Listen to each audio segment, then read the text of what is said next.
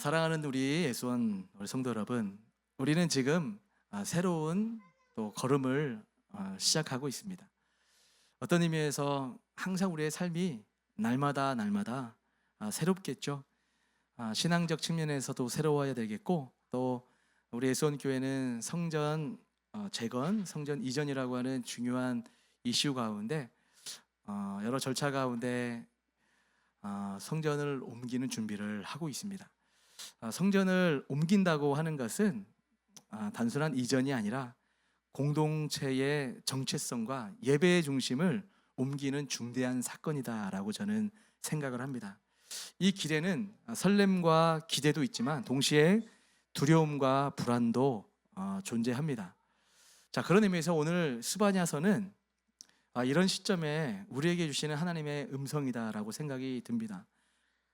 우리가 주일은 느헤미야서를 살펴보고 있지만 이 스바냐서를 한 주간 쭉 묵상을 하고 오늘 이른 새벽에는 제가 스바냐서 3장 전체를 쭉 보는데 정말 또 간만에 가슴이 막 두근두근 뛰고 저에게는 참 위로가 되어서 은혜가 되었던 말씀이었습니다. 정말 이 목회자가 돼서 말씀을 전한다고 하는 자체는 참 영광스럽고 감사한 일이죠. 부족한 자가 감히 거룩한 하나님의 말씀을 또 다른 우리 성도님들에게 대언한다는 것은 큰 특권이고 복 중의 복이라고 생각을 하지만 그럼에도 불구하고 늘 한계를 느낍니다. 또 한계도 느끼지만 이렇게 설교를 준비하다가도 하나님이 정말 나에게 마음속에 말씀하시는 것 같은 위로와 또 은혜가 다가올 때는 감격스럽기도 합니다. 주관적인 느낌일 수 있겠지만 저는 오늘 또 말씀을 준비하면서 개인적으로 더 많은 은혜와 감동을 받았습니다. 3장 자체가 워낙에 중요한 본문이기에 다 살펴볼 수는 없겠지만 중요한 부분들만 우리가 좀 보았으면 좋겠습니다. 일단 먼저 오늘 우리 하나님께서 유다 백성을 어떻게 보고 계시는가를 볼 필요가 있습니다. 스바냐서는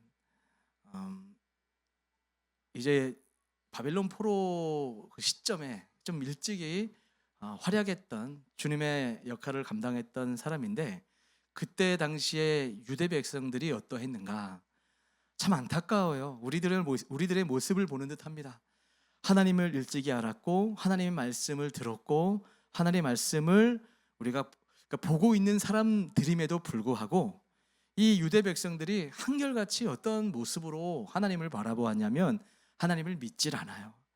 항상 종교 행위는 있고 예배당에서 제사 의식은 있었지만 진정 그들의 삶에는 하나님보다는 세상의 방법을 선택을 했고 예배도 제사도 자기 멋대로 드렸고 결정적인 순간에는 마음속에 교만함이 있었어요.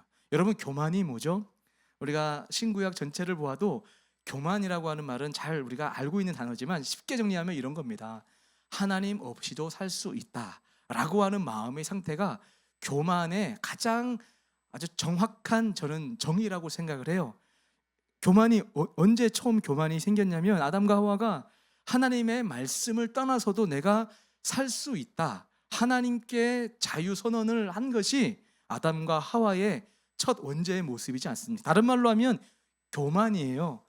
원래 사람은 하나님을 떠나서는 살 수 없는 그런 존재로 지음 받았는데, 자, 그렇다면 하나님을 떠나 살 수 없다라고 하는 것이 그 주님 앞에 어떤 제한된 어떤 권한을 누리며 속박된 삶으로 쉽게들 생각을 하는데 그렇지 않았다라는 거죠. 원래 하나님이 우리 사람을 만들었을 때 진짜 쉽게 말하면 이거예요. 많은 것들, 이 세상 만물을 세팅해 놓고 다 네 거다, 내가 마음껏 엔조이하고 누려라라고 주셨어요. 그러나 한 가지만 잊지 말자. 그래도 너는 피조물, 난 창조주, 동산 중앙에 있는 선악을 알게 하는 나무만큼은 건드리지 마. 그 열매만 안 건드리라는 것이 주님의 명령. 어렵지 않아요. 그런데 사탄의 꾀임에 이제 속아서 쳐다보니까 이전에 봤던 그 선악을 알게 하는 나무가 아닌 거예요. 진짜 다시 보니까 저거 따먹고 싶네. 진짜 저거 먹으면 뭔가 있는 거 아니야? 하나님만 아는 나만의 어떤 제한된 삶을 살게 하면서 못 따먹게 하는 거 아니야? 이런 생각이 아담과 하와 가운데 들어온 거예요. 그래서 선악과를 따먹게 된 것 자체가 교만이란 말이에요. 욕심, 교만 같은 단어예요. 어떤 의미에서 유대 백성이 하나님 한 분 안에서 만족하며 주님의 법도 안에서 즐거워하며 복되게 살아가라고 하나님의 사람들을 불러서 그렇게 말씀으로 따뜻하게 양육하셨건만, 이스라엘 백성들의 한결같은 모습은 나 위하여 살고 다른 사람이 학대되든 말든 나를 내 인생의 목표, 내 인생의 성취, 내가 원하는 뜻대로 살고 싶은 그런 욕망을 쫓아 사는 존재로 하나님의 기대가 있음에도 불구하고 전락해버린 존재가 유대인이었다는 거예요. 그래서 스바냐를 통하여 하나님께서 이스라엘 백성을 비롯하여 주변의 모든 열강들에게 심판이 있을 것이다. 실제로 그 하나님의 약속은 실행이 됩니다. 동서남북 유대를 포함한 그 모든 나라가 다 하나님을 떠나고 교만하게 행했던 나라들은 다 멸망을 당하고 심판을 당합니다.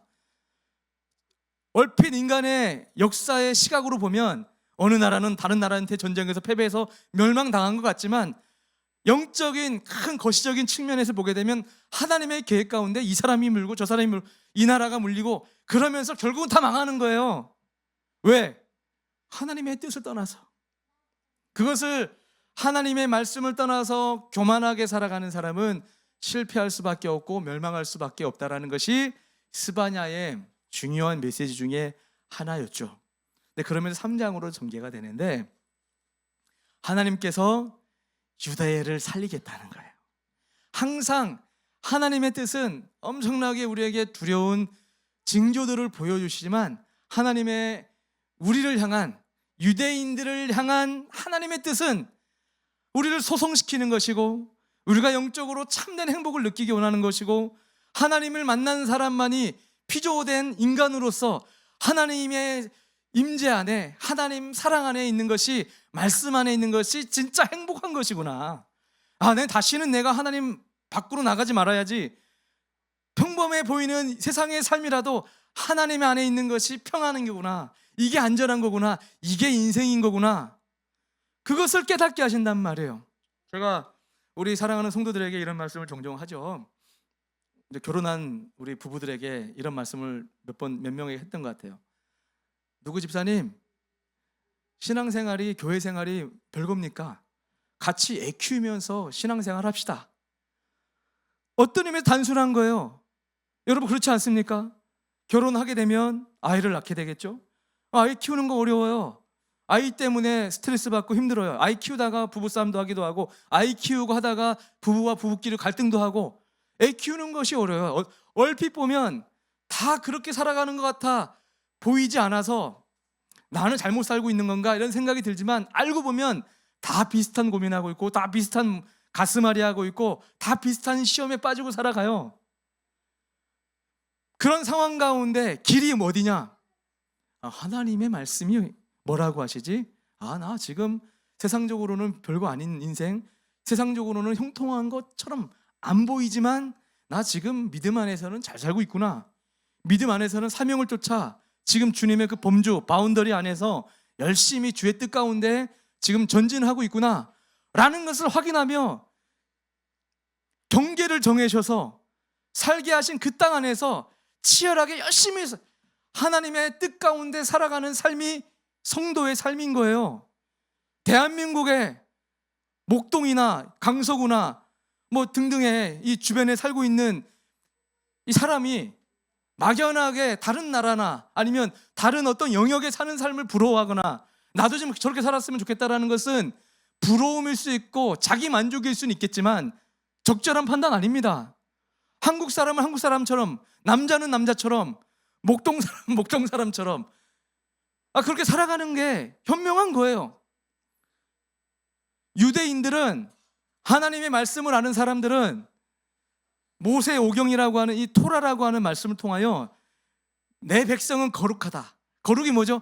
구별되었다. 이게 어떻게 보면 잘못 걸렸어.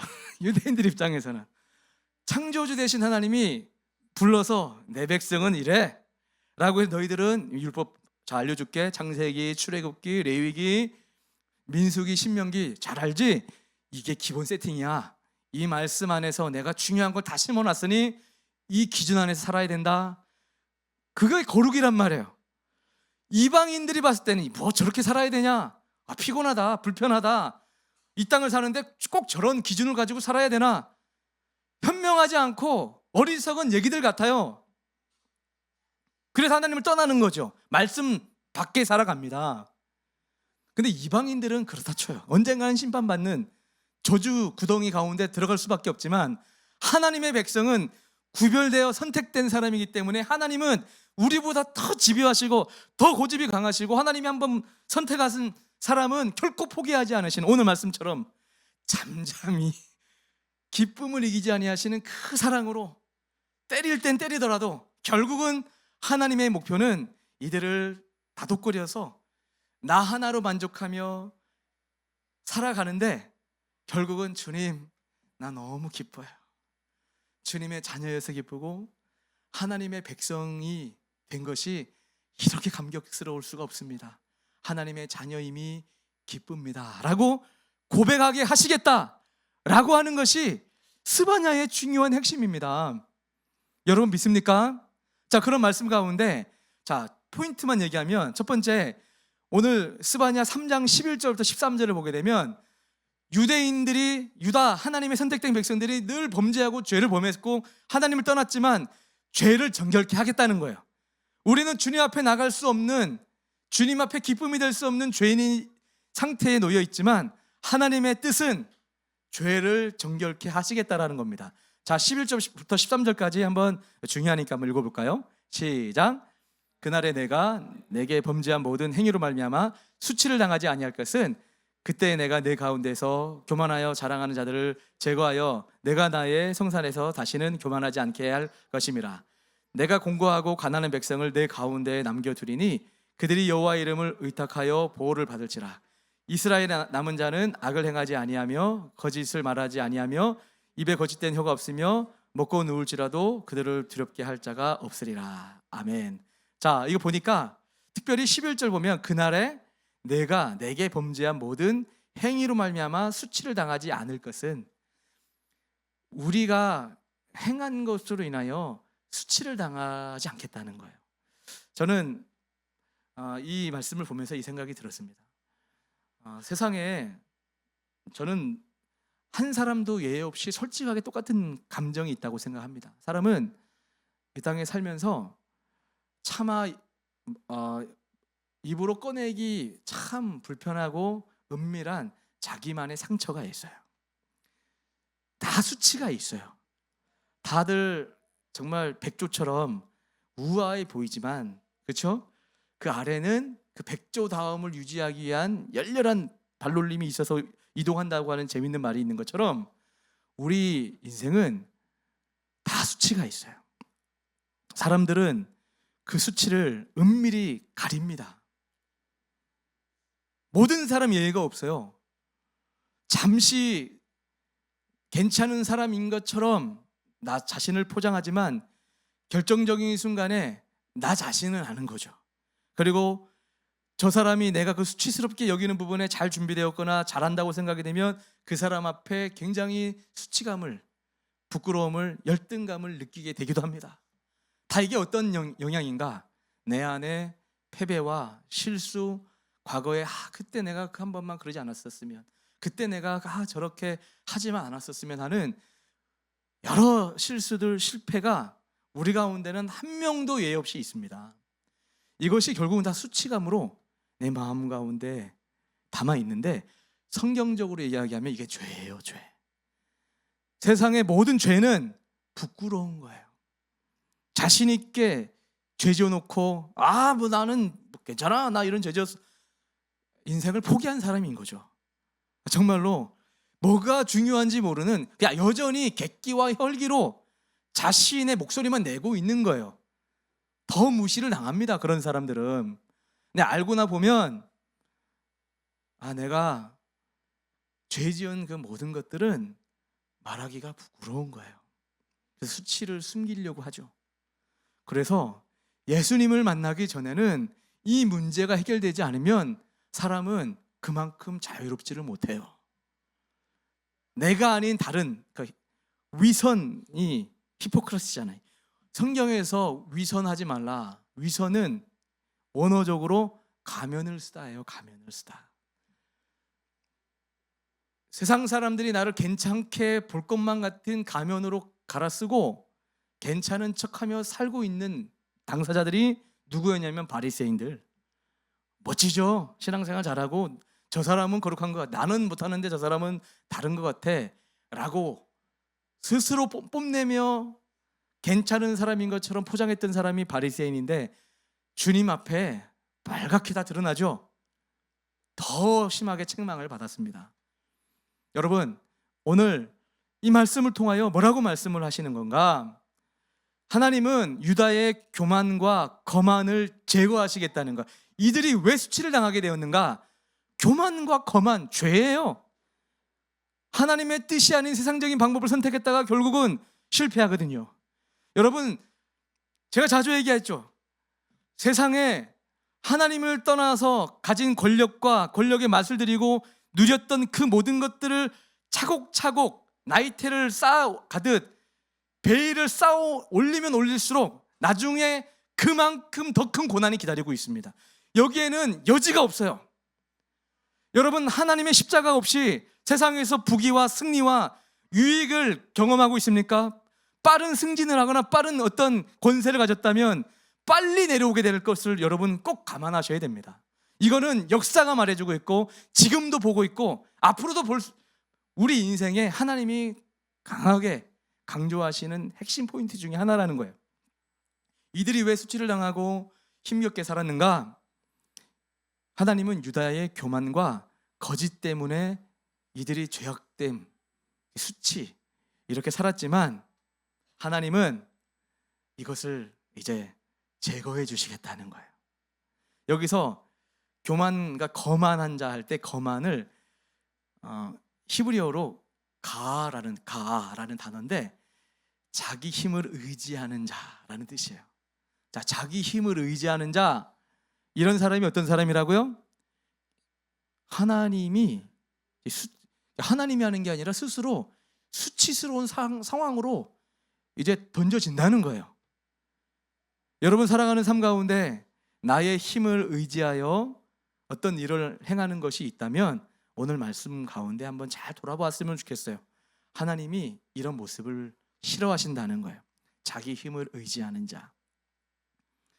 우리 이제 예수원교회가 성전을 이제 이전을 하는 가운데 있어서 우리가 버려야 될 자만이 뭘까? 건물과 시스템을 의지하려고 하는 이런 자만을 버려야 된다라는 생각을 하게 되었습니다. 자, 오늘 보니까 3장 12절에 하나님은 겸손하고 가난한 백성을 남기시겠다라고 말씀하고 있어요. 어떤 사람을 남기신다? 겸손하고 가난한 백성.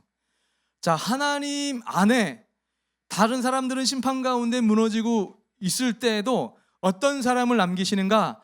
겸손하고 가난한 자가 있게 된다는 거예요. 자, 우리 예수원교회는 이제 겸손한 자가 있습니다. 또 어떤 사람이 있다? 가난한 백성. 가난한 백성이 어떤 의미예요? 여기서 가난이라고 하는 거는 그냥 영어로 poor 이런 개념이라기보다 히브리어로 아니라는 단어를 써요. 아니. 하나님만 의지하는 자라는 뜻을 이렇게 번역이 돼요. 가난한 백성이 뭐라고요? 하나님만 의지하는 자.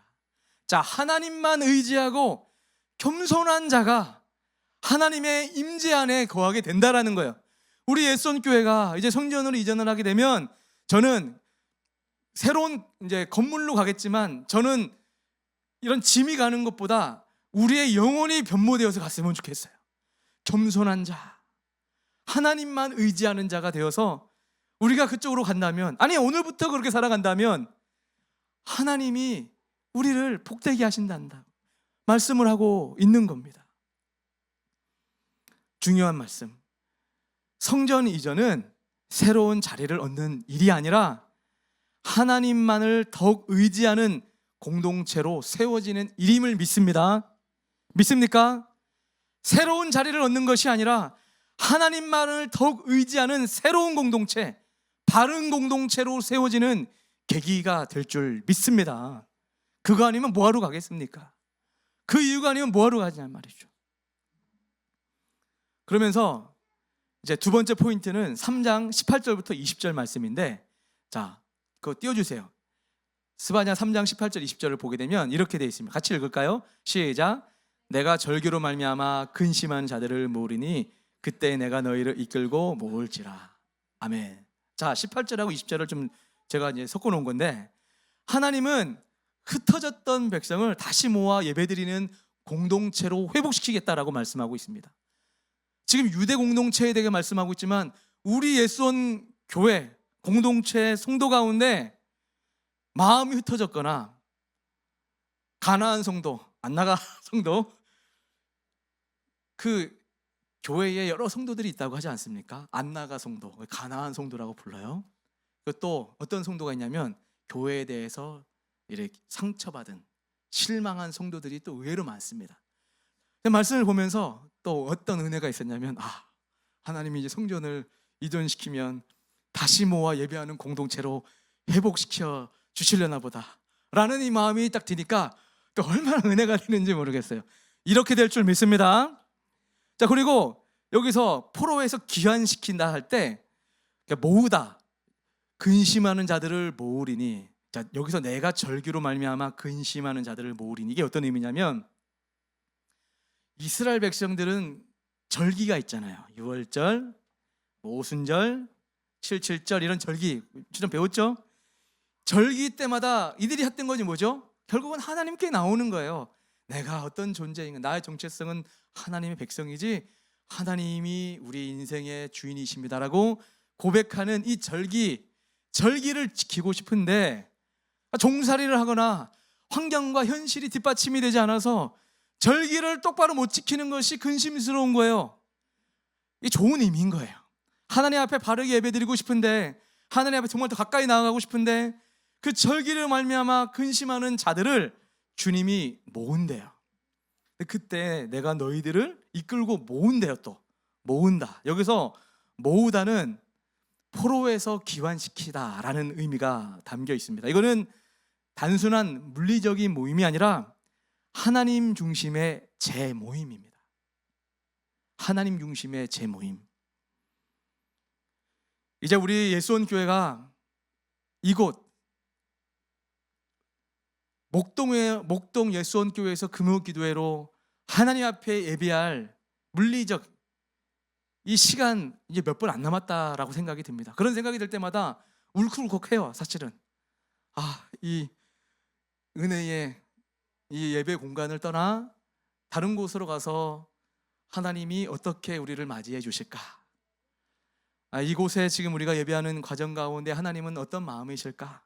뭐 이런 상상을 해보게 되더라고요. 근데 오늘 말씀을 보면서 성전 이전은 단순한 물리적 모임이 아니라 이제 하나님 중심의 재모임이라는 거예요. 왜? 주님이 다시 모으겠대요.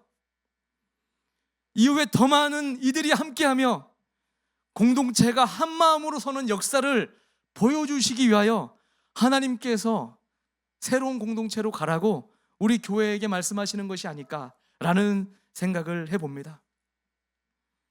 성전 이전은 사람을 모으는 일이 아니라 하나님께 모이는 일임을 믿습니다. 믿습니까? 다시 한번요, 따라합시다. 사람을 모으는 일이 아니라 하나님께 모이는 일이다. 저는 이제 예배당을 이제 옮겨 주셔야 가는 거잖아요.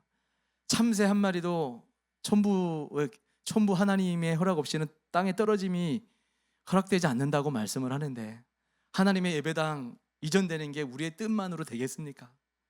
하나님께서 옮겨 주신다면 그거는 우리가 사람을 모으기 위해서 가는 목표이라기보다 이제는 하나님께 모이자, 하나님을 중심으로 다시 바르게 예배하자, 그리고 너희들 바르게 내 중심으로 예배다오, 이젠 내가 너희들 위해서 새로운 일을 내가 이루어 줄게 라는 뜻으로 읽힙니다. 그러면서 이 하나님이 어떤 분이신가, 오늘 본문입니다. 3장 17절. 다시 한번 읽어볼까요? 같이 읽겠습니다. 시작. 너희 하나님 여호와가 너희 가운데 계시니 그는 구원을 베푸실 전능자이시라. 그가 너로 말미암아 기쁨을 이기지 못하시며 너를 잠잠히 사랑하시며 너로 말미암아 즐거이 부르며 기뻐하시리라 하리라. 아멘. 사랑하는 성도 여러분, 이 구절은 스바냐의 절정입니다. 하나님이 우리로 인하여 기쁨을 이기지 못한다라고 하십니다. 여기서 기뻐하다라는 것은 춤추며 즐거워하다라는 의미입니다.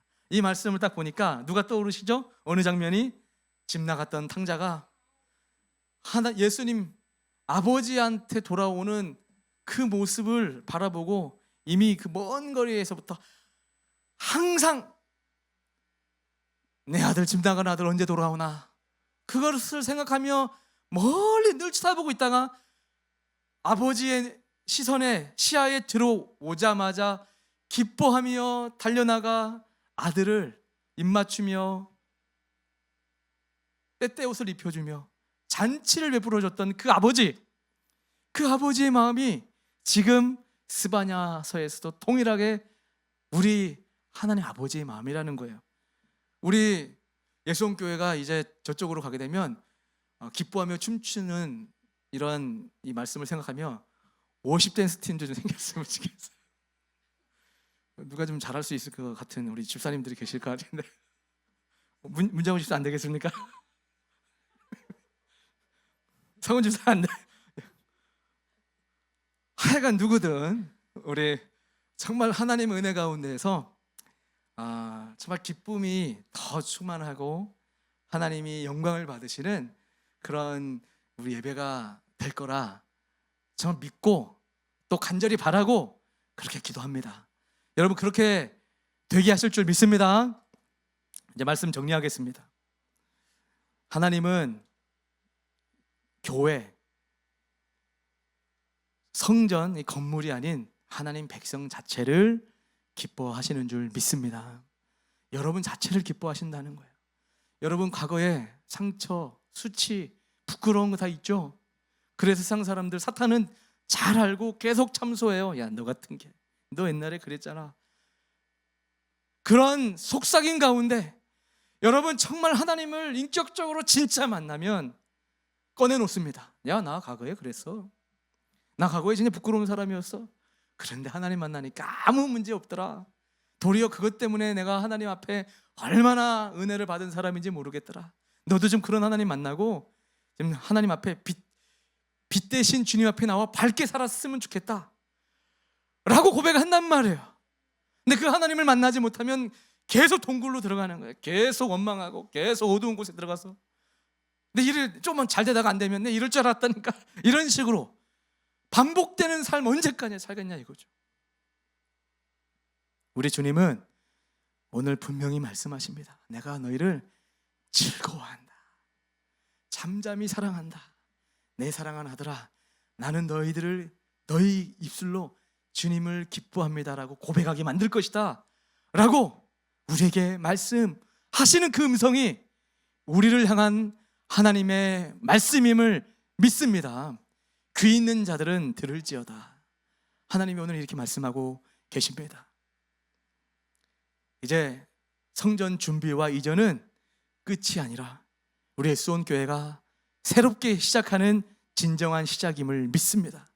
하나님은 우리의 죄를 정결케 하십니다. 그리고 흩어진 자들을 모으시고 이제 우리로 인하여 기뻐하실 겁니다. 기뻐하는 것을 보게 할 줄 믿습니다. 저는 이런 걸 상상합니다. 야, 우리가 오기 전에는 다 걱정도 많았고 염려도 많았는데 야, 하나님이 이런 뜻이 계셨구나 라는 것을 고백하실 그날을 또 생각하고 또 돌아보면 기도하게 되고 또 준비하게 되고 믿음의 눈을 열게 하는 것 같습니다. 이제 우리는 주님 앞에 회개의 눈물과 또 바른 예배의 모임, 기쁨의 찬양으로 이제 언제 주님이 가게 하실지 모르지만 특별히 9월 달에는 여러분의 인생에 내가 진정 바른 성전이 되기 원합니다의 마음, 그리고 이전한 준비하는 가운데 우리 성도가 그냥 이 건물만 옮기는 것이 아니라 나의 영혼이 새롭게 빚어져서 주님 앞에 바른 예배자로 가기 원합니다라고 준비되어 떠나는 그런 우리 성도와 교회 되어서 놀라운 하나님의 부흥 경험하는 우리 예수원 교회 되기를 주님의 이름으로 축복합니다.